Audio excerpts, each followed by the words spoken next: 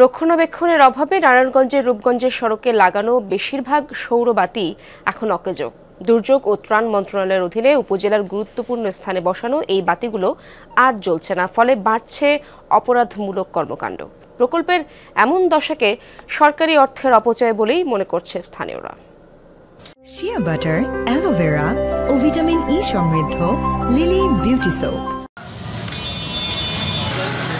পরিবেশ বান্ধব ও নবায়নযোগ্য জ্বালানি ব্যবহারের পাইলট প্রকল্প হিসেবে সোলার প্যানেল লাগানো হয় রূপগঞ্জ উপজেলায়। দুর্যোগ ও ত্রাণ মন্ত্রণালয়ের অধীনে প্রায় ৩৫০০ সৌরবাতি লাগানো হয়। প্রতিটি বাতির মেয়াদকাল ২০ বছর, কিন্তু মাত্র ৬ বছরেই এসব বাতির বেশিরভাগই রূপ নিয়েছে ধাতব আবর্জনায়। প্রায় ৩০ কোটি টাকার প্রকল্প এখন নিজেই অন্ধকারে।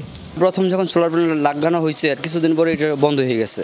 কি কারণে বন্ধ হয়েছে আমরা জানি না। সরকারিভাবে কোনো কাজই করতে আসছে না। এটা যে নষ্ট হয়ে পড়ে রয়েছে, এটা তাদের কোনো ব্যথা নাই আর কি, মাথা ব্যথা নাই। যদি না জ্বলে তবে তো কোনো লাভ হইতেছে না, আর জ্বললে জনগণের লাভ হইলে। স্থাপন করা খুঁটির জায়গায় এখন ঘুটঘুটে অন্ধকার। এতে বাড়ছে অপরাধমূলক কর্মকাণ্ড, নিরাপত্তাহীনতায় স্থানীয়রা। সোলার প্যানেল কম দামে কেনা হয়েছে, কম দামে কিনা এই জায়গায় জায়গায় যেসব সোলার প্যানেলগুলো লাগানো হয়েছে, দেখা গেছে অল্প কিছুদিনের মধ্যে এই সোলার প্যানেলগুলো নষ্ট হয়ে গেছে। মাদক সেবীদের আড্ডা বেড়ে গেছে সোলার না থাকার কারণে। প্রকল্প কর্মকর্তা বলছেন, স্থানীয় পর্যায়ে এর সমাধান সম্ভব নয়, নতুন বরাদ্দের অপেক্ষায় তারা।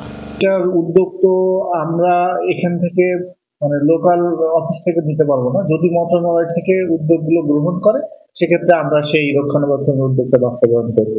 বাজেট ব্যবহারের সক্ষমতা যাচাইয়ের পাশাপাশি এ ধরনের প্রকল্পে রক্ষণাবেক্ষণে গাফিলতির অভিযোগ আছে রূপগঞ্জবাসীর। হুমায়ুন রশিদ, যমুনা নিউজ।